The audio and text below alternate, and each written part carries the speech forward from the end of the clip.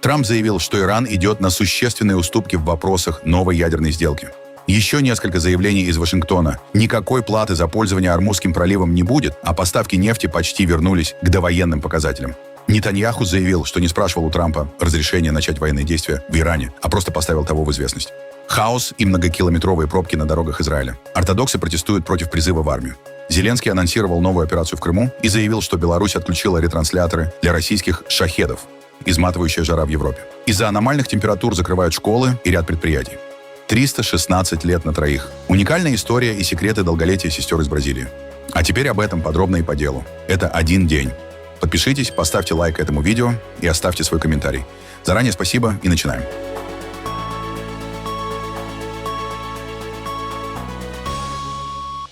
Президент Соединенных Штатов Дональд Трамп заявил, что Иран пошел на существенные уступки в рамках переговоров по новой ядерной сделке. По его словам, Тегеран согласился на проведение ядерных инспекций самого высокого уровня на неопределенный срок, что должно обеспечить полную прозрачность и контроль над ядерной программой страны. Трамп также раскритиковал СМИ за распространение, по его мнению, фейковых новостей, которые пытаются преуменьшить значение достигнутых договоренностей. Одновременно американский лидер подчеркнул, что выступит против любого окончательного соглашения, предусматривающего введение сборов за судоходство через стратегически важные водные пути. Выступая в овальном кабинете вместе с генеральным секретарем НАТО Марк Рютте, Трамп назвал такую меру неприемлемой и предупредил, что она может создать опасный прецедент для других международных проливов. Таким образом, Вашингтон продолжает добиваться соглашения с Ираном, сочетая дипломатический диалог с жесткими условиями в вопросах региональной безопасности и свободы судоходства. Заблокируете ли вы окончательное соглашение с Ираном, если оно будет предусматривать какие-либо сборы за судоходство? Да, для меня это было бы неприемлемо, потому что в мире есть множество проливов. Если разрешить это Ирану, то такого же захотят и другие. Есть и другие стратегические водные пути. Я бы не допустил этого и там. Да, это полностью изменило бы ситуацию. У нас очень хорошо идут переговоры с Ираном. И как раз в разгар обсуждения одного из ключевых вопросов, который мы в любом случае решим в свою пользу, появляется срочная новость. Сенат проголосовал за то, чтобы Трамп прекратил войну. Иран это видит и спрашивает, что вообще происходит? Конечно, это ничего не значит, но такой сигнал они получают. У нас был обед с 4 сенаторами, республиканцами и демократами. Демократы хотят проиграть войну, потому что они глупы. Поэтому мы называем их не «демократс», а «домократс». Я даже заменил букву «Е» на «Ю». Они просто глупые. Их политика настолько плоха, что они выступают против закона Safe America Act, потому что не хотят удостоверений личности избирателей и подтверждения гражданства. Их политика настолько слабая, что без махинаций они не смогли бы выиграть ни одни выборы. Они умеют жульничать и держатся вместе. Вы видели репортаж о нападениях на школу в Мине? Не могли бы вы рассказать нам? Я этого не видел, нет. Почему нет? Мне нужно дождаться завершения расследования. И я вообще не уверен, что они когда-нибудь смогут точно установить, кто виноват. Можно спросить Пита Хексета, но я не уверен, что они когда-либо скажут, что это была наша ракета. В тот момент в воздухе летало множество ракет. Кто-то утверждает, что это была наша ракета. Возможно, но я не видел ничего, что заставило бы меня так думать. Тогда многие стороны запускали ракеты. Что вы думаете, Пит? Господин президент, мы очень серьезно относимся к этому расследованию. Когда придет подходящее время и будут получены результаты, мы сообщим о них. Нужно прийти к правильному выводу. Но я не думаю, что это были мы. Я не считаю, что это была наша ракета. В то время запускалось очень много ракет. Я хочу подчеркнуть, насколько важно то, что вы делаете в отношении Ирана. Речь идет прежде всего о ядерной программе. Иран был очень близок к получению ядерного потенциала, а это представляло бы угрозу как для региона, так и для всего мира. Это государство экспортирует хаос и терроризм. На саммите Большой Семерки все лидеры приветствовали тот факт, что возможности Ирана в ядерной сфере были существенно ослаблены. Это имеет огромное значение для безопасности. Вы взяли на себя ответственность не только за безопасность Соединенных Штатов, но и всего мира. Госсекретарь Соединенных Штатов Марко Рубио заявил, что очередной раунд переговоров между американской и иранской техническими группами состоится 30 июня в Швейцарии. По его словам, специалисты уже разделены на рабочие группы, которые занимаются отдельными аспектами реализации меморандума о взаимопонимании между Вашингтоном и Тегераном. Заявление прозвучало во время первого ближневосточного турне Рубио в должности главы американской дипломатии. С 23 по 25 июня он посещает Объединенные Арабские Эмираты, Кувейт и Бахрейн, где проводит консультации с ключевыми союзниками Штатов в Персидском заливе. Главная цель поездки – разъяснить условия недавних договоренностей с Ираном и снизить опасения партнеров по поводу возможных уступок Тегерану. Выступая в Кувейте, Рубио подчеркнул, что Соединенные Штаты не намерены предпринимать шагов, которые могли бы подорвать безопасность союзников в регионе. Вашингтон пытается сохранить баланс между дипломатическим диалогом с Тегераном и гарантиями безопасности для своих традиционных партнеров. Мы хотим, чтобы они знали, и мы хотим еще раз подчеркнуть, что начнем с ними диалог и будем вовлекать их в обсуждение каждого решения, принятого в ходе этих переговоров. Мы не собираемся делать ничего, что подрывает безопасность наших союзников, наших давних союзников в регионе. Мне неизвестна ни одна страна на планете, которая поддерживала бы введение платы за пользование проливом. Этого просто не будет. Этого не произойдет. Президент предельно ясно дал понять. Министр энергетики Соединенных Штатов Крис Райт заявил, что за 24 часа через Ормузский пролив прошло около 72 судов, транспортировавших 20 миллионов баррелей нефти. Он также сделал вывод, что объемы поставок нефти и газа через Ормузский пролив почти вернулись к довоенным показателям. Могу сказать, что за последние 24 часа прошло примерно 72 судна и 20 миллионов баррелей нефти, а накануне 19 миллионов баррелей, 18, 16, 15. У нас наблюдается приток выше нормы. Сегодня через пролив проходит нормальный приток – 20 миллионов баррелей. Думаю, прошло примерно 125 судов вместо 70. 72, потому что сейчас идут более крупные корабли, тяжелые нефтедобывающие суда. К сожалению, единственное, что немного задержит ситуацию, это то, что иранцы заминировали судоходный канал. Поэтому все суда, которые проходят сегодня, идут не по центральному судоходному каналу. Они идут либо по северному маршруту мимо Иранских островов, либо по южному маршруту с американским военным сопровождением через Оманские воды. Поэтому для полного восстановления нормальной ситуации необходимо разминирование пролива. А это, вероятно, займет несколько недель. Для нас крайне важно, чтобы даже без соглашения с Ираном, с американскими военными и некоторыми разработанными нами средствами, мы могли обеспечить поток энергии из Персидского залива с соглашением с Ираном или без него. Иран больше не сможет перекрывать Ормузский пролив. Это критически важный момент. Это их ключевой рычаг. И мы отнимаем у них этот рычаг. И это американские военные эскорты. Это возможность предотвратить перехват их судов. Они создают проблемы. Они представляют собой проблему. Лучшее решение — заключить соглашение с иранцами, в рамках которого они получат определенные выгоды, а мы — более окончательное прекращение их ядерной программы. Премьер-министр Израиля Биньямин Нетаньягу выступил с рядом заявлений, в которых затронул вопросы отношений с Вашингтоном, а также дальнейшие перспективы проведения военных операций. В своем выступлении на конференции местных органов власти глава правительства уточнил детали перед проведением атак по иранским объектам.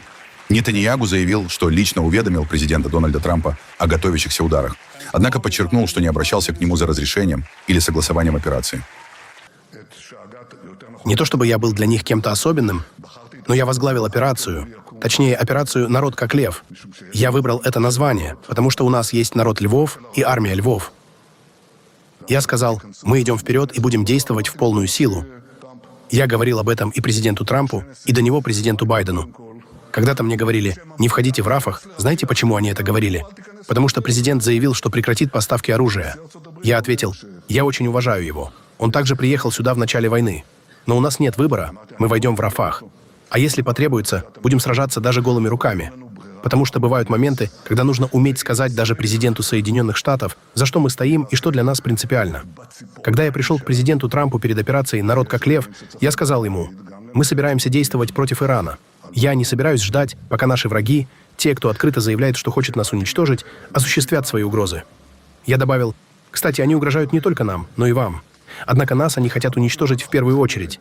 Я не позволю этому случиться, поэтому мы действуем. Я не просил разрешения. Я просто проинформировал его о нашем плане. И я был рад, что ближе к завершению операции он также присоединился к ней, сыграв очень важную роль.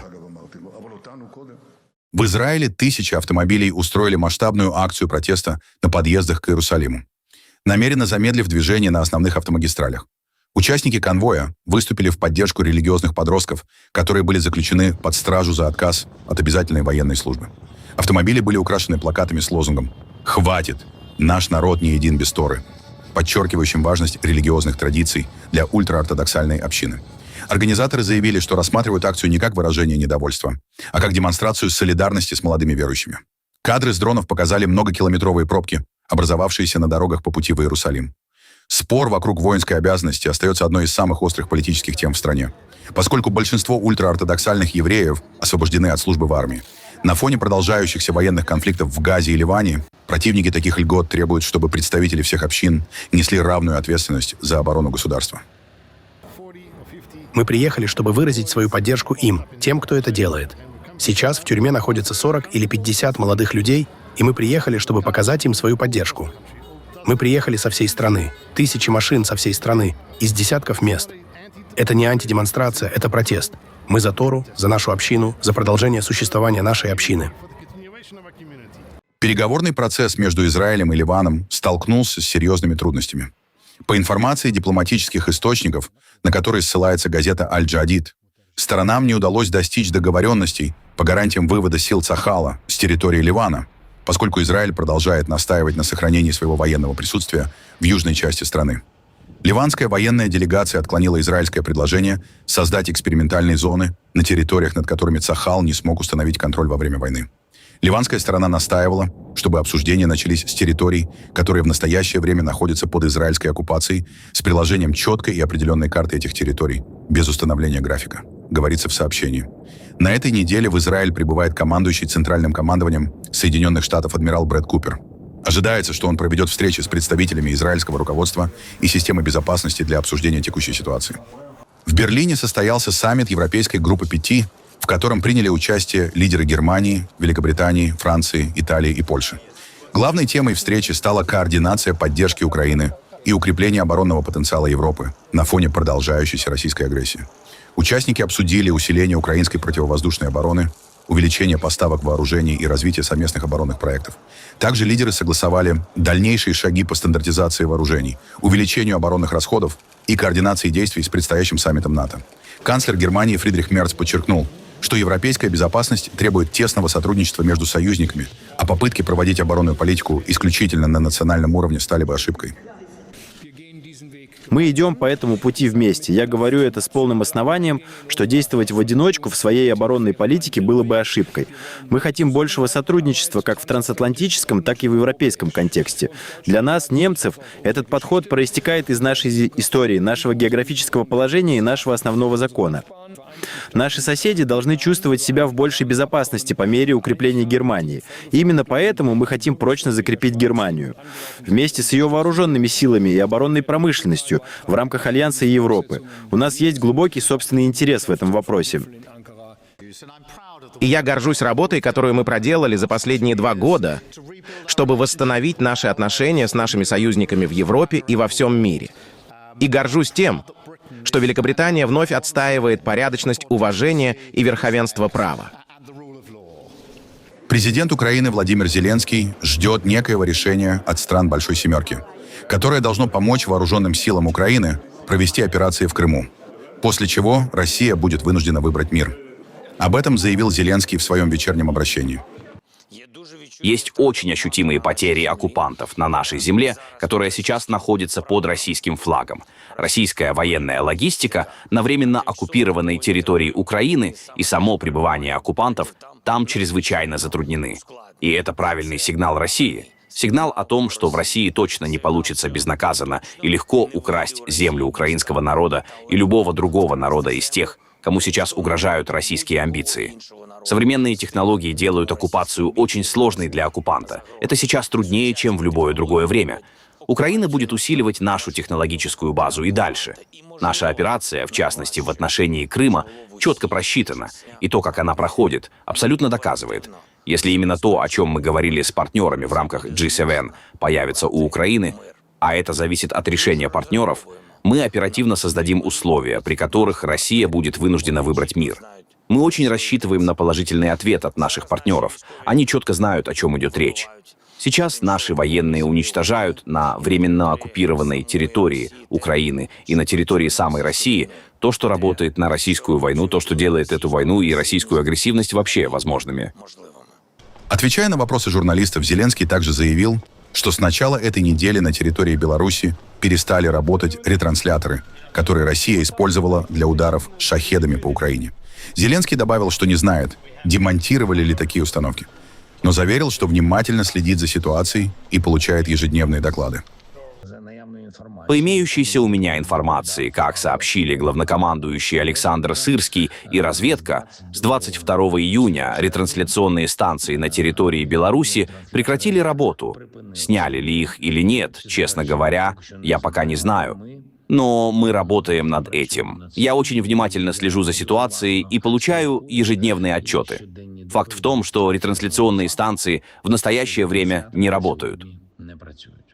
Во время визита в Жуковский Владимир Путин ознакомился с новыми российскими авиалайнерами МС-20, АД-310, СД-100 и Ил-114-300 и заявил, что Россия способна полностью заменить иностранные авиационные комплектующие. Заявление прозвучало на фоне многолетних санкций, которые серьезно ограничили доступ российской авиационной отрасли к западным технологиям и запчастям. Между тем, современное авиастроение остается одной из самых глобализированных отраслей в мире, где даже крупнейшие производители зависят от международной кооперации и тысяч поставщиков. Полная замена всех импортных компонентов требует не только производства деталей, но и создания собственных технологий, материалов и оборудования, на что обычно уходят десятилетия. Пока же российские авиакомпании вынуждены искать нестандартные решения для поддержания летной годности флота. В отрасли уже давно закрепился термин «авиаканнибализм», разбор одних самолетов на запчасти для ремонта других. Россия была вынуждена, но оказалась в состоянии полностью все импортозаместить, так сказать. Причем, вот мы посмотрели сейчас технику, которую показывали, по ряду направлений, безусловно, не только добились того, что техника не уступает самым лучшим мировым образцам, а по целому ряду компонентов и превышает эти иностранные западные показатели. Нет никаких сомнений в том, что совместными усилиями государства, авиастроителей и авиакомпаний мы сделаем все необходимое для того, чтобы российские авиаперевозчики выполняли рейсы в основном на наших отечественных самолетах. Во время брифинга в овальном кабинете Дональда Трампа спросили, побеждает ли сейчас Владимир Зеленский в войне. Трамп не дал прямого ответа на вопрос, однако оценил работу украинского лидера и его позиции на политической арене. Вам нравятся победители? Думаете, президент Зеленский сейчас побеждает? Ну, у него все довольно хорошо.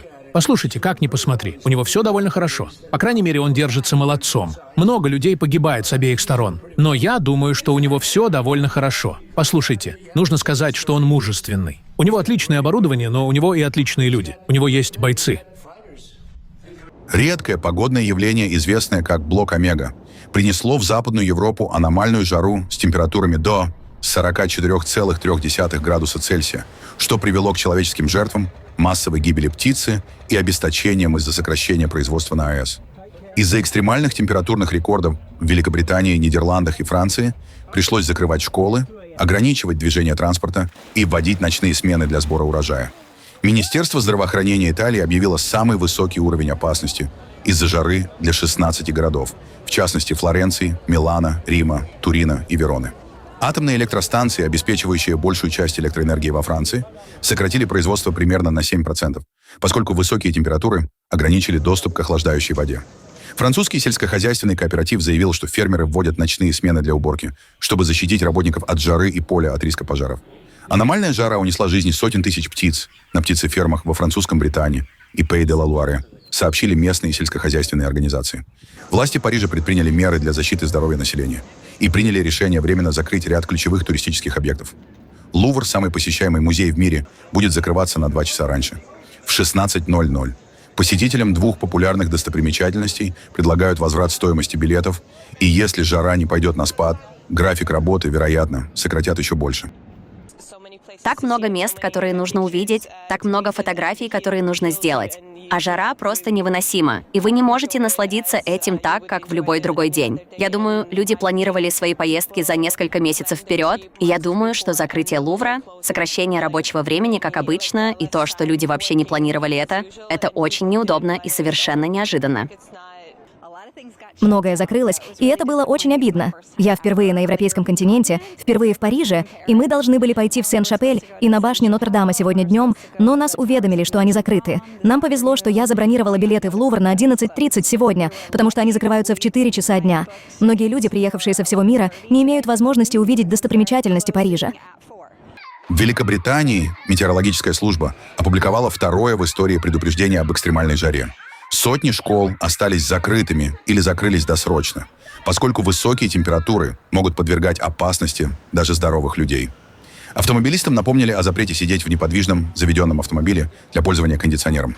За это, согласно законодательству об ограничении выбросов, грозит штраф от 40 фунтов стерлингов.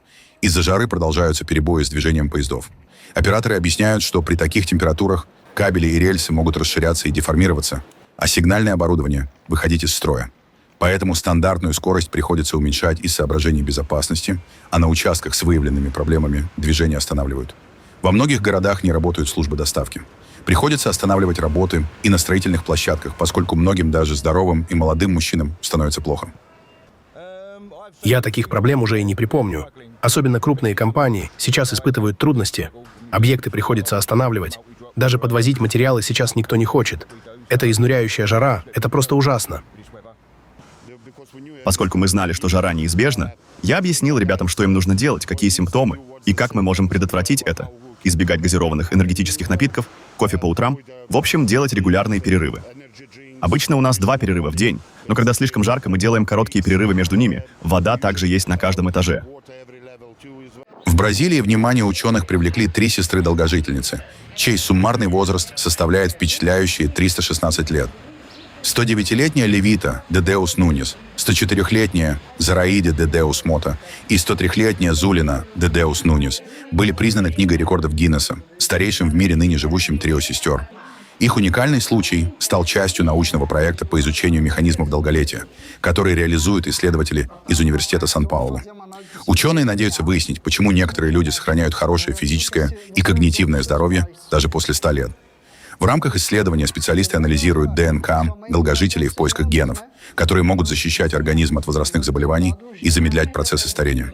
По словам руководителя проекта Маяны Зац, наследственность может играть более важную роль в долголетии, чем принято считать. С помощью ДНК-тестирования мы ищем защитные гены. И мы знаем, что их несколько, а не один.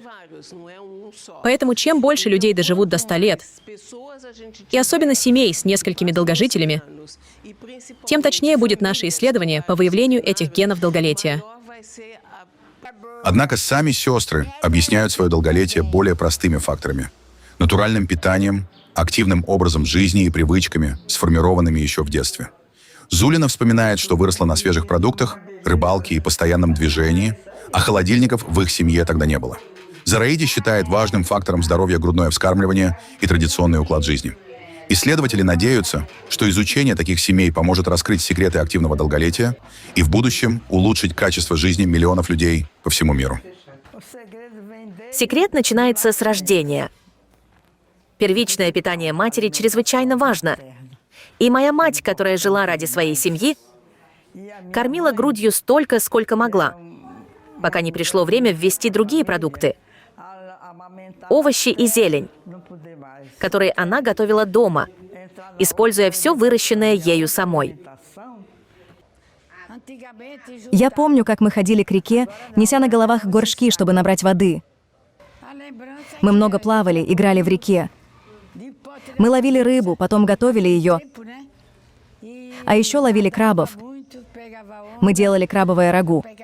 Варили рыбью голову и смешивали ее с мукой. Это было очень вкусно. И поэтому мы здесь, потому что все было хорошо. Здорово. Еда вся свежая. Тогда не было холодильников.